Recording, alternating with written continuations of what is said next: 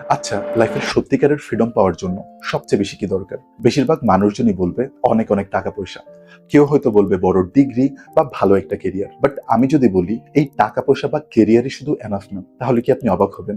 লাইফে actual freedom achieve করার জন্য যে জিনিসটা খুবই দরকার সেটা হলো কিছু মানুষ আপনাকে অপছন্দ করবেই। এটা মেনে নেওয়ার সাহস এবং ক্ষমতা। আমি আমার ক্লিনিক্যাল প্র্যাকটিস এবং ইভেন আমার আশেপাশেও দেখি অনেকের পুরো জীবনটাই কেটে যায় এমন একজন মানুষ হওয়ার চেষ্টায় যাকে সবাই পছন্দ করবে বা পছন্দ করুক বা না করুক, এটলিস্ট তাকে যেন কেউ অপছন্দ না করে। আর এই জন্য তারা যে কোনো সিচুয়েশনে মানিয়ে নেওয়ার চেষ্টা করে, কষ্ট পেলেও চুপচাপ থাকে এবং যে কোনো ডিসিশনে সবচেয়ে বেশি গুরুত্ব দেয় এই ডিসিশনটা নিলে মানুষ কি ভাববে তাকে নিয়ে। নতুন কিছু ট্রাই করার ক্ষেত্রেও ভাবে আমি যদি ব্যর্থ হই তাহলে তো মানুষ আমাকে নিয়ে হাসাহাসি করবে। সো 100% শিওর বা সেফ না হয়ে কিছু ট্রাইও করে না। আর এইভাবে কোপ করার চেষ্টা কিন্তু তাদেরকে শর্ট টার্মে ভালো ফিল করে, কিন্তু লং রানে যে তারা মোস্টলি সাফারি করে। কারণ সবাইকে গুরুত্ব দিতে যে তারা নিজেকে অ্যাবান্ডন করে। সব সিচুয়েশনে মানিয়ে নিতে নিতে ধীরে ধীরে আশেপাশের মানুষের প্রতি ক্ষোভ তৈরি হয়। আর একটা সময় পর এই ক্ষোভটা নিজের প্রতি আরো বেশি কাজ করে, যে কেন আমি এমন। কেউই আপনাকে অপছন্দ করবে না, এটা অ্যাকচুয়ালি অসম্ভব। অনেকে এটা লজিক্যালি বুঝে, বাট আনকনসিয়াসলি তারা এর বাইরে যে আচরণ করতে পারে না।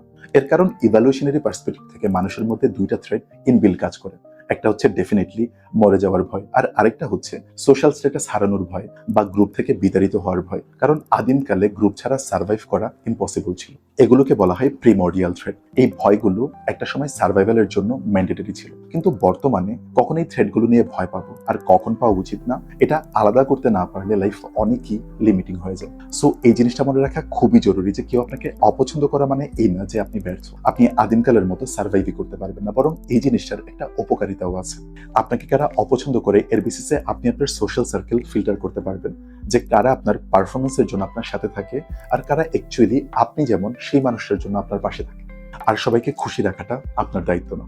আপনার দায়িত্ব হলো যে কোনো সিচুয়েশনের রেসপেক্ট এবং কাইন্ডনেসের সাথে আপনার কাছে যেটা সত্যি মনে হয় সেটা বলা। আমি এটাও একটু পয়েন্ট আউট করবো যে রেসপেক্ট এবং কাইন্ডনেসের সাথে বলা। অনেকেই সবাইকে খুশি রাখাটা আমার দায়িত্ব না বলে অনেক রুড হয়ে যায়। আমার কাছে এটাও খুব একটা হেলদি মনে হয় না। যেখানে প্রয়োজন সেখানে না বলা, যেটাকে সঠিক মনে হয় সেটার পক্ষেই দাঁড়ানো। কারণ পিস কখনো ফেক হয়ে জাস্ট কিছু মানুষ আপনাকে পছন্দ করলো এটা থেকে আপনি পাবেন না। You can earn peace by actually being yourself. আর সেখান থেকেই আসে আসল ফ্রিডম। আশা করি ভিডিওটা আপনার কাজে লাগবে। ভালো থাকবেন।